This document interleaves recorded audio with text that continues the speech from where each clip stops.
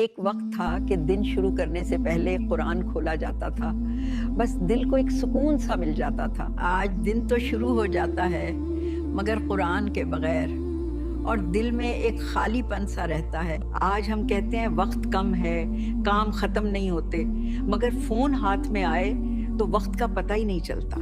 قرآن اب زیادہ تر کسی کے انتقال پر کھلتا ہے، روز کی زندگی میں ہم اسے بھول گئے ہیں۔ بیٹا، قرآن صرف ثواب کمانے کی کتاب نہیں، یہ تو زندگی گزارنے کا پورا طریقہ ہے۔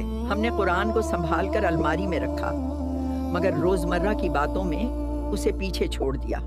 پھر شکوہ کرتے ہیں کہ دل میں سکون نہیں، رشتوں میں برکت نہیں، زندگی بے چین ہے، دنیا نے ہمیں تھکا دیا، مسائل نے توڑ دیا۔ حالانکہ قرآن سہارا بن سکتا ہے، سمجھنے کی ضرورت ہے بس۔ جب قرآن بند ہو جائے تو سمجھ